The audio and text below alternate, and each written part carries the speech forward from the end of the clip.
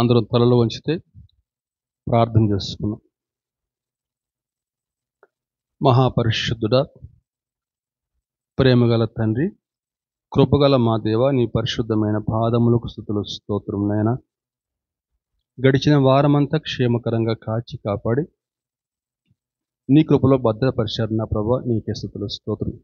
మరొక చక్కని శ్రేష్టమైన ఆదివారాన్ని మా అందరి జీవితాల్లో దయచేసిన విధానం బట్టి ఈ రీతిగా నేను స్తుతించి మహింపరిచి గణపరుచుకునే చక్కని భాగ్యాన్ని ఇంతవరకు మాకు దయచేశారు తండ్రి, స్తోత్రం నాయన. ఈరోజు మా కొరకు సిద్ధపరచబడ్డ వాక్యం నేను మేము ధ్యానించబోతుండగా నాయన, వాక్యం ద్వారా మాతో మాట్లాడండి, వాక్యంలో ఉన్న సత్యం మాకు తెలియజెప్పండి నా ప్రభా నాయన.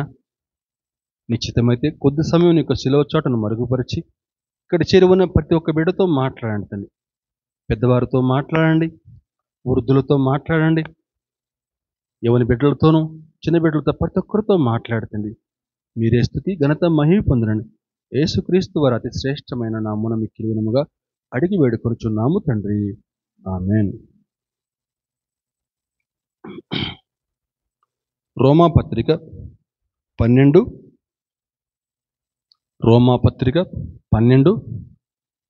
వచనం కూడా 12 గట్టిగా బిగ్గరగా.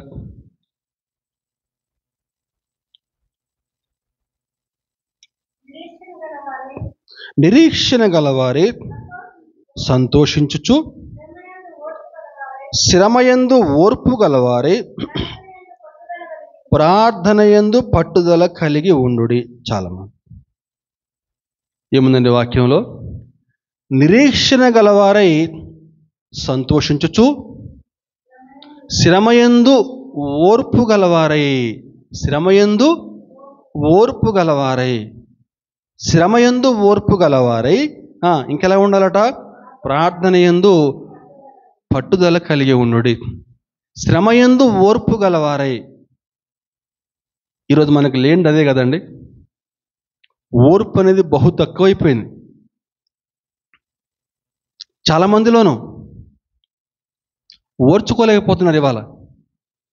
ఎవరైనా ఒక్క మాట అంటే చాలు అసలు పడం కదా, మాటకు మాట తిరిగి మళ్ళీ అనాల్సిందే. మళ్ళా మాటకు మాట అనకపోతే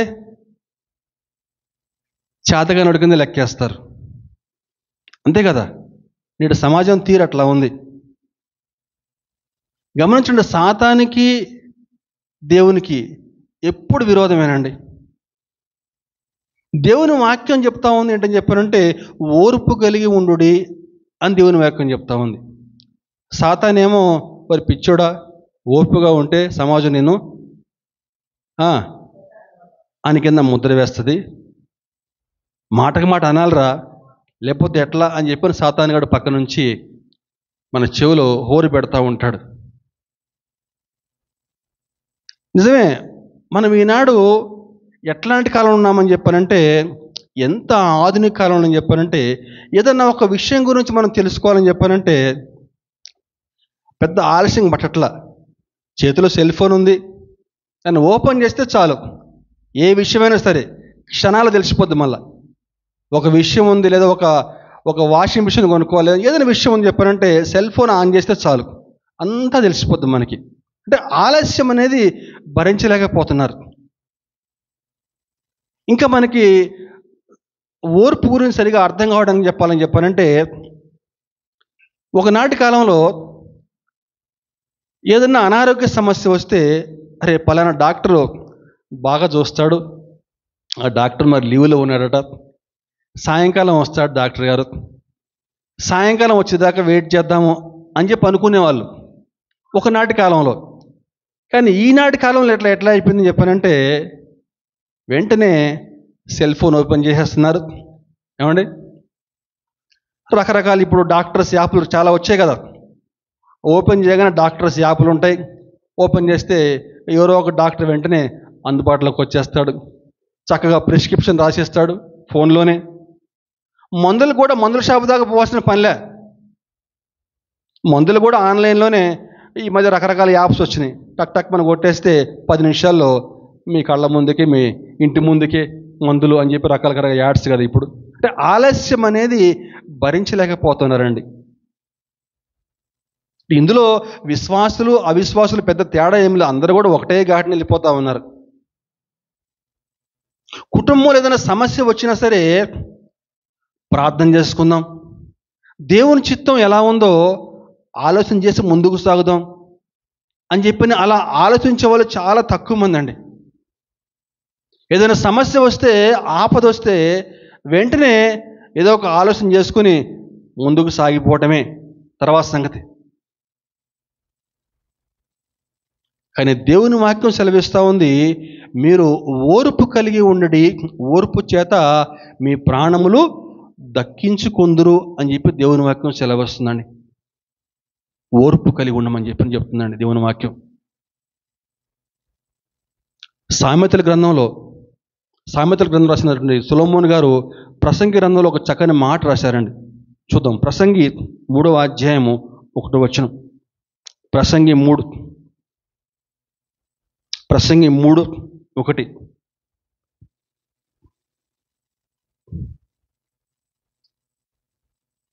సామెతల పక్కనే ఉంటుంది ప్రసంగి అని చెప్పానంటే. ప్రతి దానికి సమయము కలదు, ఆకాశము కింద ప్రతి ప్రయత్నమునకు సమయము కలదు. ఆకాశము కింద ప్రతి ప్రయత్నానికి సమయం కలదు. ప్రతి దానికి కూడా ఒక సమయం ఉందట. దేవుని యొక్క సమయం దేనికట సమయము? పుట్టుటకు, చచ్చుటకు, నాటుటకు, నాటబడిన దానిని పెరికివేయుటకు, చంపుటకు, బాగు చేయుటకు, పడగొట్టుటకు, కట్టుటకు, ప్రేమించుటకు, ద్వేషించుటకు, యుద్ధము చేయుటకు, సమాధాన పడుటకు, అన్నిటికీ ఒక సమయం ఉంది. దేవుని సమయం ఉంది. కానీ ఆ దేవుని సమయం కోసం ఎదురు చూడలేని ఆధునిక కాలంలో మనం జీవిస్తున్నామండి ఈ మధ్యకాలం. అంటే ఓర్పు లేకుండా మనం ముందుకు సాగిపోతా ఉన్నామండి. కానీ వాక్యం స్పష్టంగా సెలవిస్తూ ఉంది, ఓర్పు గొప్ప ద్రోహ కార్యములు చేయకుండా ఆపుతుందని చెప్పిన వాక్యం సెలవిస్తూ ఉంది. ఓర్పు కలిగి ఉండడి, ఓర్పు చేత మీ ప్రాణములు దక్కించుకోండి. మనం ఓర్పు కలిగి ఉంటే మన ప్రాణాలు దక్కించుకుంటామట. ఓర్పు కలిగి ముందుకు సాగండి. ఓర్పు గొప్ప ద్రోహ కార్యములు చేయకుండా ఆపేస్తాడండి. ఈరోజు మన ధ్యానాంశంగా ఈ ఓర్పు గురించి బైబిల్ వాక్యం ఏం చెప్తా ఉంది?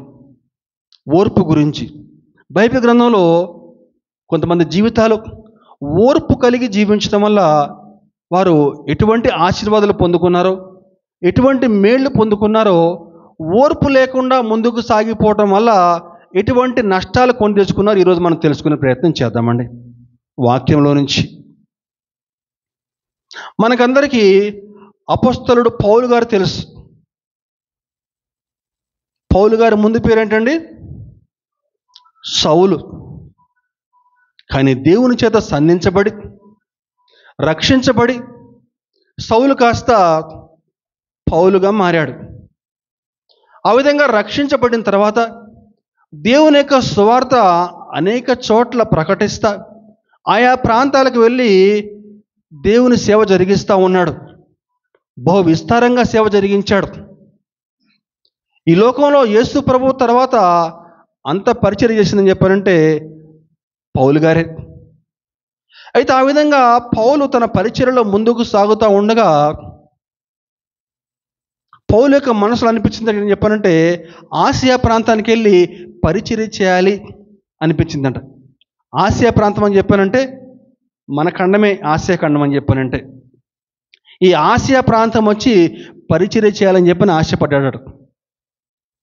ఆ విధంగా ఆశపడితే ఏమైందో చూద్దామండి. అపొస్తల కార్యము 16వ అధ్యాయము 6వ వచనం చూద్దాం. అపొస్తల కార్యము 16:6.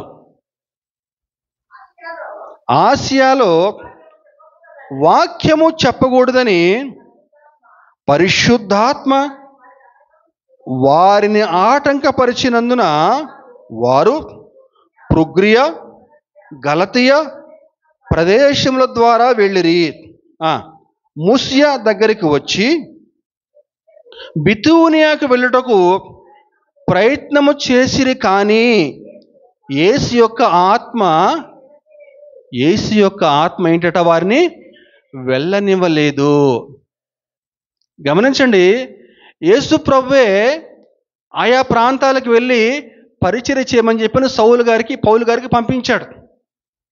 అనేక చోట్లకి వెళ్ళి దేవుని యొక్క ఆజ్ఞ పట్టుకుని ఆయా ప్రాంతాల్లో పరిచర్య చేస్తూ దేవుని యొక్క సువార్త చెప్పుకుంటూ ముందుకు సాగుతున్నాడు పౌలు గారు.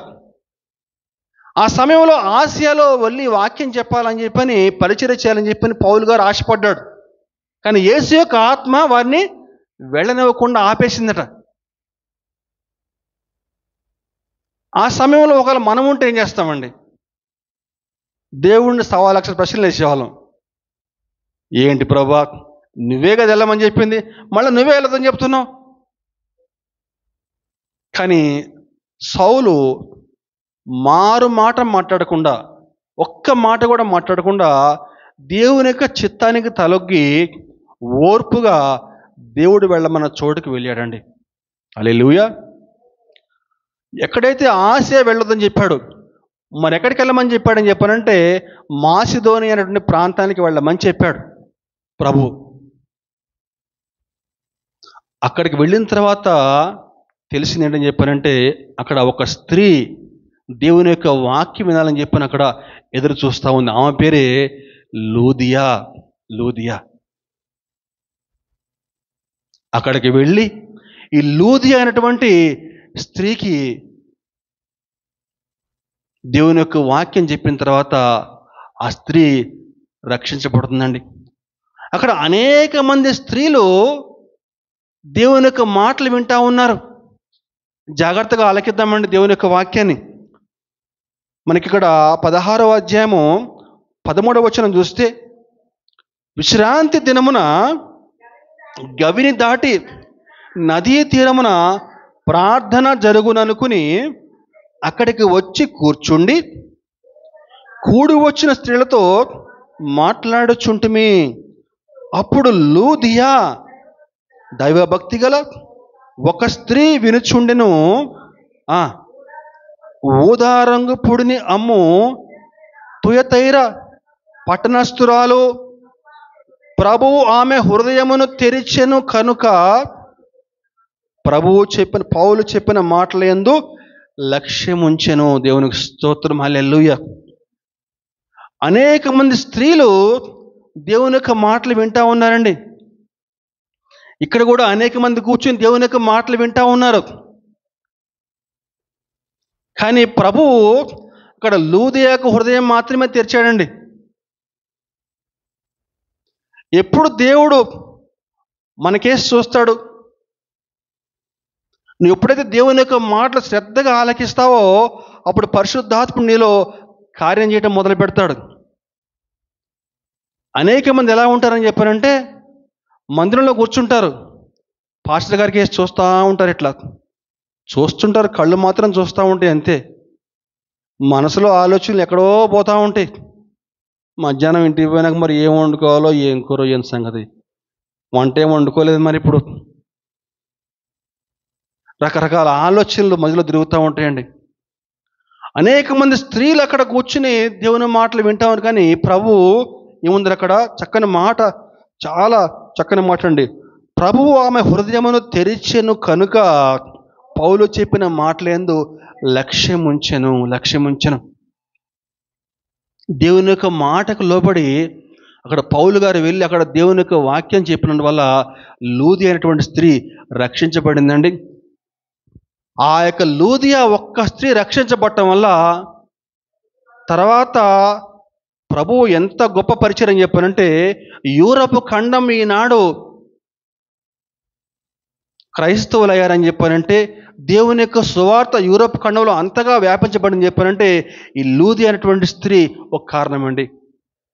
లూదియా ఒక యూరప్ ఖండానికి ఒక గొప్ప వెలుగుగా దేవుని యొక్క పరిచయం చేయగలిగింది. దేవునికి స్తోత్రం, హల్లెలూయా. ఆనాడు పౌలు దేవుడు చెప్పిన మాటకు తలొగ్గి ఓర్పుగా సహనంగా ఉండి దేవుడు వెళ్ళమన్న చోటుకు వెళ్ళినందుకు తర్వాత కాలంలో ఆమె తుయతైరా అనేటువంటి ఒక సంఘాన్ని స్థాపించిందట. తుయతైరా, మనకి ప్రకటన గ్రంథంలో ఆ సంఘం కనిపిస్తుంది. తుయతైరా సంఘంతో చెప్పిన మాట వినుడని చెప్పేసి ఈ తుయతైరా అనే సంఘం ఆమెనే స్థాపించిందని చెప్తారు. లూదియా అంత గొప్ప పరిచర్య అండి. యూరప్ ఖండానికి ఒక స్త్రీ మొట్టమొదటిగా ఆమె రక్షించబడింది. ఆమె రక్షణలోకి వచ్చి తన ఇంటి వారందరూ కూడా రక్షణలోకి వచ్చారు. ఆ తర్వాత యూరప్ ఖండం అంతా కూడా ఒక వెలుగుగా ఉండి ఆమె ఆ యొక్క వెలుగును అందరికీ పంచగలిగిందండి. కారణము పౌలు దేవుని యొక్క మాటకు తలొగ్గి ఓర్పుగా ఎక్కడికైతే వెళ్ళమని చెప్పాడో ఆ మాసిదోనియా ప్రాంతానికి వెళ్ళి దేవుని యొక్క పరిచర్య చేయటం వల్ల సువార్త ద్వారాలు తెరవబడ్డాయండి. దేవునికి స్తోత్రం, హల్లెలూయా. అయితే ప్రభువు ఎక్కడికైతే వెళ్ళొద్దని చెప్పాడో కొంతకాలం తర్వాత మళ్ళా తిరిగి అదే ఆసియా ప్రాంతానికి ప్రభువు మళ్ళా పౌలు గారిని పంపించాడు. కాలములను సమయములను ప్రభువు తన స్వాధీనమందు ఉంచుకొని ఉన్నాడు. దేవుని యొక్క చిత్తానికి మనం తలొగ్గి ముందుకు సాగాలంతే. మొట్టమొదటేమో వెళ్ళొద్దని చెప్పాడు, తర్వాత మళ్ళా వెళ్ళమని చెప్పాడు. అది కూడా ఉంది వాక్యంలో, చూద్దామండి. అపోస్తలుల కార్యము 19వ అధ్యాయము 8వ వచనం. తర్వాత అతడు సమాజ మందిరములకు వెళ్ళి ప్రసంగించుచు దేవుని రాజ్యమును గురించి తర్కించుచు ఒప్పించుచు ధైర్యముగా మాట్లాడుచు 3 నెలలు గడిపెను. అయితే కొందరు కఠినపరచబడిన వారై ఒప్పుకొనక జనసమూహం ఎదుట ఈ మార్గము దూషించుచున్నందున అతడు వారిని విడిచి శిష్యులను ప్రత్యేకపరుచుకుని ప్రతిదినము తురన్ను అనుకున్న పాఠశాలలో తర్కించుచూ వచ్చెను. 2 ఏండ్ల వరకు ఇలాగూ జరిగెను. కనుక యూదులేమి గ్రీసు దేశస్థులేమి ఆసియాలో కాపురం ఉన్న వారందరూ, జాగ్రత్తగా అక్కడ ఆసియా అనే మాట మనం గమనించాలండి. ఆసియాలో కాపురం ఉన్న వారందరూ ప్రభు వాక్యము వినిరి. దేవుడు పౌలు చేత విశేషమైన అద్భుతములను చేయించెను. అతని శరీరమునకు తగిలిన చేతి గుడ్డలైనను నడికట్లైనను రోగుల యొద్దకు తెచ్చినప్పుడు రోగములు వారిని విడిచెను, దెయ్యములు కూడా వదిలిపోయాను. 22వ వచనం చూస్తే 22 కూడా చూద్దామండి. అప్పుడు తనకు పరిచర్య చేయు వారిలో తిమోతు ఎరస్తోను వారినిద్దరిని మాసిదోనియాకు పంపి తాను ఆసియాలో కొంతకాలం నిలిచి ఉండెను. అంటే ఆసియాలో పరిచర్య చేశాడండి. ఎంత గొప్ప పరిచర్య అని చెప్పానంటే, పౌలు ఒక చేతి గుడ్డ పట్టుకుని ఆ చేతి గుడ్డ ఎవరి మీద వేస్తే దెయ్యాలు వదిలిపోయాయట, ఏమండి, రోగాలు వదిలిపోయాయట, స్వస్థ పొందేవారట.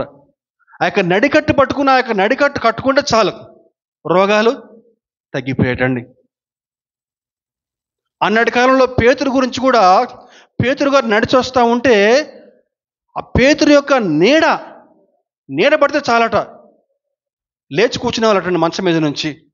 అందుకో అంత గొప్ప పరిచర్య ప్రభు వారి ద్వారా జరిగి. ఎందుకని చెప్పారంటే దేవునికి లోబడి తమ యొక్క ఆలోచన చొప్పున కాదు, దేవుని యొక్క చిత్తానికి తమను తాము అప్పగించుకుని ఓర్పు కలిగి ముందుకు సాగిపోయినందున వల్ల దేవుడు వారిని తన చేతిలో ఒక చక్కని పాత్రలుగా వాడుకున్నాడండి. ఈనాడు నువ్వు కూడా అంతే. నీ చిత్తానుసారం కాకుండా, నీ ఆలోచన చొప్పున కాకుండా దేవుని యొక్క చిత్తానికి ఎప్పుడైతే నువ్వు లోపరుచుకుంటావో అప్పుడు దేవుడు నిన్ను కూడా తన చేతిలో ఒక చక్కని పాత్రగా వాడుకోగలడు. హల్లెలూయా, దేవునికి స్తోత్రం. గమనించండి, అబ్రహాం గారు మనకందరికీ చదువుకుంటా ఉన్నాం ఎప్పటి నుంచో. దేవుడు అబ్రహాముతో చెప్పాడు, అబ్రహామా నిన్ను గొప్ప జనముగా చేస్తాను, అనేక జనములకు తండ్రిగా చేస్తాను, నేను నీకు చూపించే దేశానికి వెళ్ళు అని చెప్పానంటే అబ్రహాం గారు ఎక్కడికి వెళ్ళాలో తెలియదు, వెళ్ళిపోయాడు. ఒక్కసారి మనం అబ్రహాం కాలంలోకి వెళ్ళి మనం ఊహించుకుందామండి. ఆనాటి కాలంలో పరిస్థితి ఎట్లా ఉంటుందో. అబ్రహాం గారి ఊరు ఎక్కడో, దేవుడు వెళ్ళమన్న చోటుకి వెళ్ళాడు. ఎవరైనా కొత్తవారు కనుక వస్తే, మీ ఇంటి ముందుకు వస్తే, మీ ప్రాంతానికి వస్తే మీరేమంటారు? ఏమంటారమ్మా? ఏ బాబు, ఎవరు బాబు నువ్వు, ఎక్కడికి వెళ్ళి వచ్చావు, నువ్వు, నీ ఊరు ఎక్కడ, ఏంటి అని చెప్పి అంటారు. అవునా కదా? అబ్రహాం గారిని అలాగే అడుగుంటారు. ఎవరు నువ్వు, ఏ ఊరి మీద ఇటుకెందుకు వచ్చావు అని చెప్పానంటే, ఏ ఊరయ్యా నీది అని చెప్పానంటే చెప్పుంటాడు అబ్రహాం గారు, మాది ఊరండి అని చెప్పేసి. ఊరు కదయా, నీ ఊరేంటయ్యా బాబు అని చెప్పానంటే, అయ్యా మా ఊరి పేరు ఊరేనండి. అబ్రహాం గారి ఊరి పేరు ఏంటి? ఊరే. ఆయన పేరు ఊరే. ఆయన ఊరి పేరేంటి? ఊరు. అయ్యా మా ఊరి పేరు ఊరేనండి అని చెప్పేసి. సరే కరెక్టే, మరి ఇక్కడికి ఎందుకు వచ్చావు? అబ్రహాం గారు చెప్పుంటాడు, నన్ను అనేక జనములకు తండ్రిగా చేస్తానని చెప్పి దేవుడు చెప్పాడు, అందుకే వచ్చానని చెప్పేసి. ఓహో అలాగా, మరి పిల్లలు ఎంతమంది నీకు ఎంతకీ? మాట్లాడరేమండి? లేదు సమాధానం. పిల్లలు లేరు అప్పటికి. మరి పిల్లలు లేరు, మరి తండ్రిగా చేస్తా అని చెప్తున్నాడు దేవుడు, మరి పిల్లలు లేరు. ఒక్కసారి మనం ఆలోచన చేద్దామండి. అబ్రహాం గారి వయసు అప్పటికి ఏమండి 75 ఏళ్ళప్పుడా బయలుదేరింది. అబ్రహాం గారు తర్వాత అక్కడికి వచ్చిన తర్వాత అబ్రహాం యొక్క చుట్టుపక్కల వారు అనేక మందికి పెళ్ళిళ్ళు అయి ఉండొచ్చు, అనేక మందికి పిల్లలు కూడా కలిగి ఉండొచ్చండి. కానీ అబ్రహాం గారికి మాత్రం పిల్లలు కలగట్లేదు. రోజులు గడిచిపోతా ఉన్నాయి. అబ్రహాం ముసలివాడైపోయాడు. శారాకు స్త్రీ ధర్మం నిలిచిపోయింది. ఒకవేళ అదే స్థానంలో నువ్వు నేనుంటే ఏం చేసేవాళ్ళం అండి? ఖచ్చితంగా ఇంకో నిర్ణయం తీసుకుని ఉండేవాళ్ళం. దేవుడు చెప్పాడు కానీ సరే కానీ చూద్దాంలే, చుట్టుపక్కల వారు ఏదో మాట్లాడుతున్నారని చెప్పాను, లేకపోతే ఏదో ఒక నిర్ణయం తీసుకొని చెప్పాను, మనం తప్పకుండా సెకండ్ డెసిషన్ తీసుకుని ఉండేవాళ్ళమే.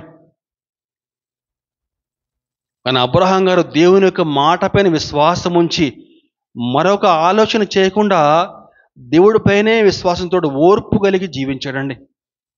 దేవునికి స్తోత్రం.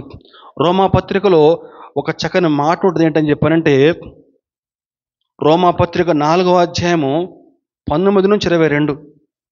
రోమాపత్రిక 4:19 నుంచి 22. మరియు అతడు విశ్వాసమునందు బలహీనుడు కాక రమారమి 100 ఏండ్ల వయస్సు గలవాడే ఉండి అప్పటికి తన శరీరము మృతతుల్యమైనట్టుగాను శారా గర్భమును మృతతుల్యమైనట్టును ఆలోచించెను. కానీ అవిశ్వాసం వలన దేవుని వాగ్దానమును గూర్చి సందేహింపక దేవుని మహిమపరిచి ఆయన వాగ్దానం చేసిన దానిని నెరవేర్చుటకు సమర్థుడని రూఢిగా విశ్వసించి విశ్వాసం వలన బలమునొందెను. అదండి, దేవుని పట్ల పరిపూర్ణ విశ్వాసం కలిగి ఓర్పు కలిగి జీవించాడండి. ఎంత ఓర్పు! 25 ఏళ్ళు జీవించాడండి. 25 years, 1 year 2 years కాదు. ఎంత ఓర్పు కావాలండి? 25 ఏళ్ళు అని చెప్పారంటే మామూలు మాటలా? దేవుడు చెప్పాడు నీకు చక్కని కుమారుడిని ఇస్తానని చెప్పని. చుట్టుపక్కల అందరికీ పెళ్ళిళ్ళు అవుతున్నాయి, వాళ్ళకి పిల్లలు కలుగుతున్నారు, ఈయనకి మాత్రం పిల్లలు కలగట్లేదు. ఎంత ఓర్పు కావాలండి? అందుకే ఉంటుంది, అబ్రహాము దేవుణ్ణి నమ్మెను, అది అతనికి నీతిగా ఎంచబడిను. విశ్వాసులకు తండ్రి అయ్యాడు అబ్రహాం. అందుకే విశ్వాసులకు తండ్రి అయ్యాడండి. ఆ విధంగా దేవుని పైన విశ్వాసం ఉంచడం వల్ల చక్కని వాగ్దాన పుత్రుడిని పొందుకున్నాడు. అదిగో ఆ ఇస్సాకు యొక్క కుమారుడే యాకోబు, ఏశావు. యాకోబు యొక్క కుమారులే నేటి ఇశ్రాయేలీలు. ఈనాడు ఒక దేశమే ఆ విధంగా వారి పేరు మీద ఆవిర్భించబడిందండి. అనేక జనములకు తండ్రిగా చేస్తానని చెప్పి దేవుడు చెప్పిన వాగ్దానం నెరవేరింది. అదే కాకుండా అనేక జనములకు ఆశీర్వాదకరంగా నేను చేస్తానని చెప్పాడు. మరి ఆ మాట యేసు ప్రభు ఆ యొక్క యూదా వంశంలో జన్మించడం ద్వారా ఆ యొక్క వాగ్దానం నెరవేరిందండి. యేసు ప్రభు ఈ లోకంలో ఆ యూదా వంశంలో జన్మించడం ద్వారా ఈ లోకంలో సమస్త జనులు ఆశీర్వదించబడ్డారు. దేవునికి స్తోత్రం, హల్లెలూయా.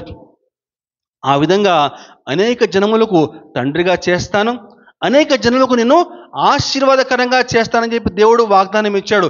ఓర్పు చేత ఆ యొక్క వాగ్దానాలు పొందుకున్నాడు అబ్రహాం గారు. ఓర్పు వలన సువార్త ద్వారాలు తెరవబడ్డాయి. ఓర్పు చేత అనేక జనములకు తండ్రిగా చేయబడ్డాడు, అనేక జనములకు ఆశీర్వాద కారణంగా అబ్రహాం గారు చేయబడ్డారు. ఓర్పు. ఈనాడు మన ఆత్మీయ జీవితాలు ఏ విధంగా కొనసాగుతూ ఉన్నాయి? దేవుని పట్ల ఓర్పు కలిగి జీవిస్తున్నామా? ఓర్పు గురించి మనకి క్రొత్త నిబంధనలో ఒక చక్కని ఉదాహరణ మీకు చెప్పవచ్చండి. మనకి మత్తయి సువార్తలో కనాను స్త్రీ కనిపిస్తుంది. ఒక ఆమె కనాను స్త్రీ.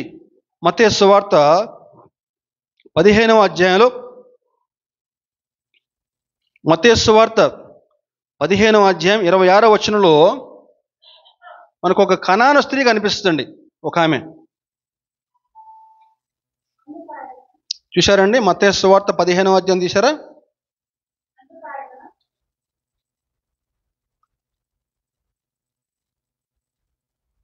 ఆ 15వ అధ్యాయము 21వ వచనం. బయలుదేరి ప్రాంతములోకి వెళ్ళగా ఆ ప్రాంతముల నుండి కనాను స్త్రీ ఒకత వచ్చి, ప్రభువా, దావీదు కుమారుడా, నన్ను కరుణించుము, నా కుమార్తె దెయ్యము పట్టి బహు బాధపడుచున్నదని కేకలు వేసెను. అందుకైన ఆమెతో ఒక్క మాట అయినను చెప్పలేదు. చాలండి, జాగ్రత్తగా వినాలండి. ఆయన ఒక ప్రాంతంలో వెళ్తా ఉన్నాడు యేసు ప్రభు. కనాను స్త్రీ ఒక ఆవిడ వచ్చింది అక్కడికి. వచ్చి, ప్రవ్వా, నా కుమార్తె దెయ్యం బట్టి బాధపడతా ఉంది, నా కుమార్తెను రక్షిస్తావా, నా కుమార్తెను స్వస్థపరుస్తావా అని చెప్పి గట్టిగా కేకలు వేస్తూ ఉంటే, ఎవరినో పిలుతుందిలేమని చెప్పి అన్నట్టు ప్రభు వెళ్ళిపోతా ఉన్నాడట. ఆమె గట్టిగా కేకలు వేస్తూ ఉందంట. అయినా కూడా ప్రభు ఏమాత్రం కూడా వినిపించుకోకుండా వెళ్తా ఉన్నాడట. శిష్యులు చూసి తట్టుకోలేకపోయారట. తట్టుకోలేక, ప్రభువా, ఆమె అంతగానం గట్టిగా కేకలు వేస్తా ఉంది, వినిపించట్లేదా ప్రభువా, చూడు ఒకసారి ఆమె ఏం మరుస్తుందో అని చెప్పానంటే ప్రభు మాట్లాడుతూ ఉన్నాడట. 24వ వచనంలో, ఆయన ఇశ్రాయేలు ఇంటి వారి నశించిన గొర్రెల యొద్దకే కానీ మరి ఎవరి యొద్దకు నేను పంపబడలేదు అనెను. అంటే నేను కేవలం ఇశ్రాయేలు వారికే, నేను వారి కోసం వచ్చాను, నేను మీకోసం నేను రాలేదు అని చెప్పని చెప్తాడు. అయినా సరే ఆమె వచ్చి ఏంటి చెప్పానంటే ఆయనకు మొక్కి, ప్రభువా, నాకు సహాయం చేయమని చెప్పని అడిగాను. అప్పుడు ఆ మాటకు ఆయన అంటాడండి, పిల్లల రొట్టె ముక్క తీసుకుని కుక్క పిల్లలకు వేయుట యుక్తము కాదని చెప్పగా, అంటే దాని అర్థం ఏంటని చెప్పంటే, దాని అర్థం ఏంటండి? నువ్వు ఒక కుక్క అని అర్థం అండి. నువ్వు ఒక కుక్క, నీ పిల్లలు కుక్క పిల్లలు అన్నట్టుగా అంత కఠినంగా మాట్లాడతాడు. నువ్వు ఒక కుక్కవి, నీ పిల్లలు ఒక కుక్క పిల్లలు అని చెప్పేసి. ఆ మాటకి మనకి మామూలుగా ఏమైతే కోపం రావాలి మనకి, అంతే కదా, నన్ను కుక్క అంటావా అని చెప్పేసి. అంటే ఓర్పు గురించి మనం మాట్లాడుకుంటున్నామండి. అంటే ఓర్పు కలిగి ఏ విధంగా జీవించాలి, ఓర్పు కలిగి ఉంటే ఎటువంటి లాభం కలుగుతుంది? మొట్టమొదటి ఏమంటాడు? నేను ఇశ్రాయేలు వారికి వద్దకు కానీ నేను ఎవరి వద్దకు నేను రాలేదంటాడు. గట్టిగా కేకలు వేస్తూ ఉంది. అయినా కూడా ఆమె పట్టు విడవకుండా, ప్రభువా, నా కుమార్తెను రక్షించు ప్రభు అని చెప్పి వెంటపడతా ఉంది. చివరికి ఏమంటాడు? నువ్వు కుక్కవి అని చెప్పినట్టుగా మాట్లాడతాడు. అయినా సరే ఆమె ఏమంటుందని చెప్పానంటే, ఆమె, నిజమే ప్రభువా, కుక్క పిల్లలు కూడా తమ యజమానుల బల్ల మీద నుండి పడు ముక్కలు తినును కదా. అవును ప్రభా, అవును ప్రభా, నేను కుక్కనే ప్రభా. కుక్క పిల్లలు కూడా యజమాని బల్ల మీద నుంచి రొట్టె ముక్కలు పడతా ఉంటే అవి తింటాయి కదా ప్రభా, నేను కుక్కనే ప్రభా అని చెప్పని ఆమె తనను తను తగ్గించుకుందండి. అదిగో ప్రభువు ఆమె విశ్వాసాన్ని గమనించాడు. గమనించి ఏమంటాడంటే, అమ్మా నీ విశ్వాసము గొప్పదమ్మా, నువ్వు కోరినట్టే అగును గాక అంటాడండి.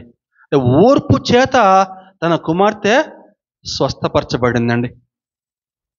ఓర్పు కలిగి అంటే ప్రభువు ఆమెకు విశ్వాసాన్ని పరీక్షించాడు. అక్కడ చూద్దాం ఆమె ఏముంటుందో అని చెప్పేసి 3 సార్లు, ఒకసారి పట్టించుకోలేదు, ఇంకోసారి ఏదో అన్నాడు, 3సారి కూడా కుక్క అని చెప్పి అన్నాడు. అయినా కూడా ఓర్పు కలిగి దేవుని వెంబడొచ్చి ఆ విధంగా మనం ఓర్పు కలిగి ఉండాలండి. ఈనాడు మన ఆత్మీయ జీవితాలు ఏ విధంగా కొనసాగుతూ ఉన్నాయండి? ఒక్కసారి మనల్ని మనం వ్యక్తిగతంగా పరీక్షించుకుందామండి. దేవుని పట్ల విశ్వాసం కలిగి ఓర్పుగా మనం ముందుకు సాగలుగుతున్నామా, లేకపోతే మనకు మనమే ఒక టైం లిమిట్ సెట్ చేసుకుని, ఇగో నువ్వు ఇంతకాలంలో కనుక నాకు పెళ్లి కనుక చేయకపోతే, ఇంతకాలంలో కనుక మా అమ్మాయికి నువ్వు కనుక పిల్లల్ని ఇవ్వకపోతే, ఇదిగో ఈ పీరియడ్లో కనుక నాకు ఉద్యోగం ఇవ్వకపోతే నేను మళ్ళీ నీ మందిరం ముఖం నేను చూడను. కొంతమంది పెట్టుకుంటారు అట్లా ఒక టైం లిమిట్.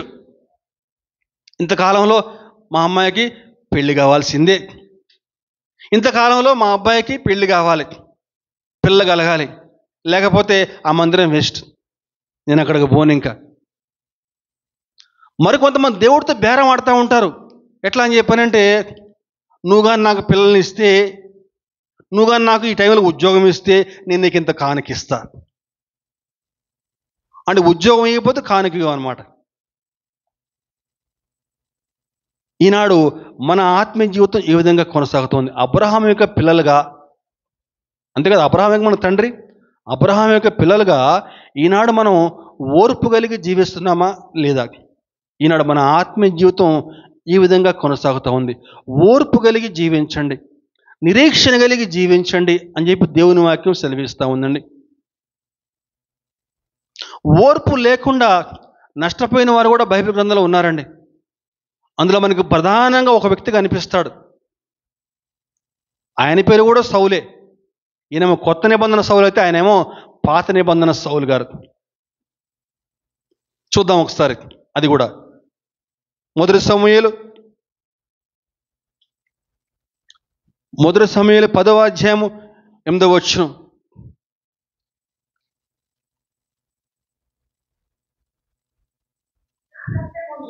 నాకంటే ముందు నీవు గిల్గాలునకు వెళ్ళగా దహన బలులను సమాధాన బలులను అర్పించుటకై నేను నీ యొద్దకు దిగి వత్తును.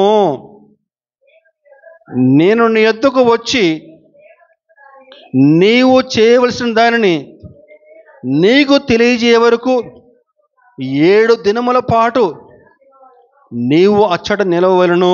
చాలమ్మా. ప్రభు అయినటువంటి యెహోవా ఒక గాడిదలు కాచుకున్నటువంటి ఒక వ్యక్తిని తీసుకొచ్చి ఇశ్రాయేలీయులపైకి రాజుగా అభిషేకిస్తాడు. సౌలు గాడిదలు కాచుకునేవాడు. అటువంటి వ్యక్తిని పట్టుకొచ్చి ఇశ్రాయేలీయులపైకి రాజుగా అభిషేకిస్తాడు. ఆ విధంగా అభిషేకించిన తర్వాత సమూయేలు ప్రవక్త చెప్తాడు, అయ్యా నువ్వేం చేస్తావంటే గిల్గాల్ అనే ప్రాంతానికి వెళ్ళి అక్కడ ఒక 7 దినాల పాటు అక్కడ నువ్వు అక్కడ వెయిట్ చేయి. ఈలోపు నేను వస్తా అక్కడికి.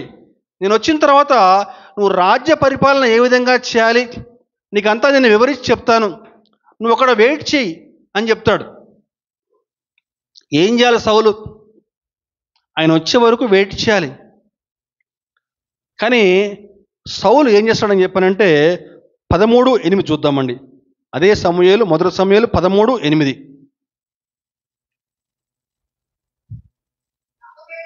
సమూయేలు చెప్పినట్లు అతడు 7 దినములు ఆగి సమూయేలు గిల్గాలునకు రాకపోవట చూసి జనులు తన యొద్ద నుంచి చెదిరిపోవట చూసి దహన బలులను సమాధాన బలులను అర్పించను. సమూయేలు చెప్తాడు, సౌలా నువ్వు అక్కడ ఒక 7 దినముల పాటు నా కోసం ఎదురు చూడు, నేను వచ్చిన తర్వాత అక్కడ దహన బలులు అర్పిస్తాను, నేను ఆ తర్వాత నీకు చెప్తా, నేను నువ్వేం చేయాలో నీకు చెప్తా, నేను అంతవరకు అక్కడ నువ్వు వెయిట్ చేయి అని చెప్తాడు. కానీ సమూయేలు రాకపోవడం చూచి 7 దినములు చూచి వెంటనే దైవజనుడు చేయాల్సిన పనిని సౌలు చేసేస్తాడండి. దేవుడు చాలా ఆగ్రహిస్తాడు. దానివల్ల సౌలుకి జరిగిన నష్టం ఏంటని చెప్పానంటే రాజ్యాధికారాన్ని కోల్పోతాడు. దేవుడు ఎంత దుఃఖపడతాడని చెప్పానంటే సౌలును రాజుగా చేసినందుకు దేవుడు పశ్చాత్తాపడతాడు. ఆ తర్వాత సౌలు రాజ్యాధికారాన్ని కోల్పోతాడు. సౌలు వద్ద నుంచి దావీదుకు రాజ్యాధికారం వస్తుందండి. ఆ తర్వాత సౌలు తన జీవితంలో ఎంత నష్టపోయాడో మనకందరికీ తెలుసు. దేవుని యొక్క మాట విననందుకు, ఓర్పుగా ఉండలేనందువల్ల రాజ్యాన్ని నష్టపోయినటువంటి సౌలు. ఓర్పు మన జీవితంలో చాలా ప్రాముఖ్యమైందండి. రూతు గ్రంథంలో చూస్తే మనకి నయోమి అనే స్త్రీ కనిపిస్తుంది. బెత్లెహేము ప్రాంతంలో ఆమె నివసిస్తూ ఉండేది. అప్పుడు ఆ దేశంలో కరువు రాగా అనే మాట ఉంటుందండి. ఆ దేశంలో అప్పుడు కరువు రాగా ఆమె ఓర్చుకోలేక ఎక్కడికి వెళ్ళిందటండి? నయోమి మోయాబు దేశానికి వెళ్ళిపోయింది. బెత్లెహేము ప్రాంతంలో కరువు వచ్చేసింది. కరువు వచ్చినప్పుడు ఏం చేయాలి? దేవుని వద్ద సాగిలేపడి దేవుణ్ణి ప్రార్థన చేయాలి. దేవా ఏం చేయాలి ప్రభు అని చెప్పని ఆమె ఓర్చుకోలేక గబగబా వెంటనే ఏం చేసిందట? మోయాబుకి వెళ్ళిపోయింది. తన భర్తని 2 కుమారులను తీసుకుని మోయాబుకి వెళ్ళిపోయింది. దానివల్ల ఎంత నష్టపోయిందా అని చెప్పారంటే ఆడికి వెళ్ళిన తర్వాత తన 2 కుమారులకి పెళ్లి చేసింది.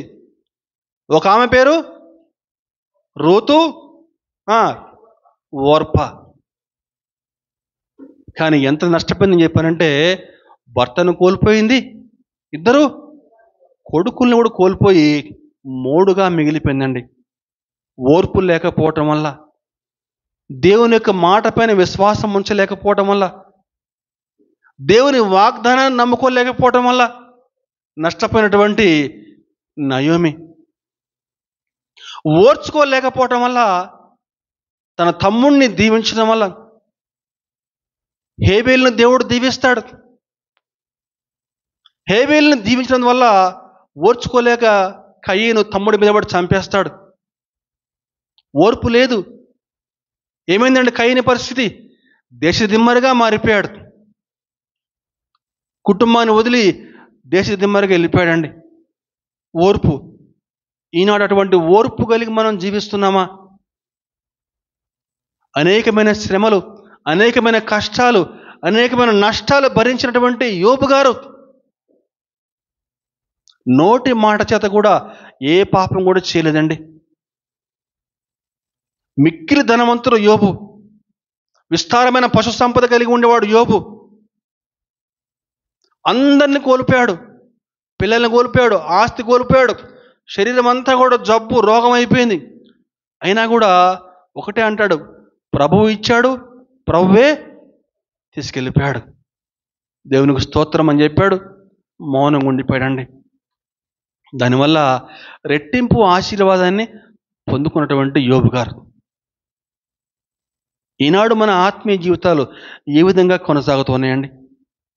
దేవుని మాట పైన మనం విశ్వాసం ఉంచి ముందుకు సాగలుగుతున్నామా?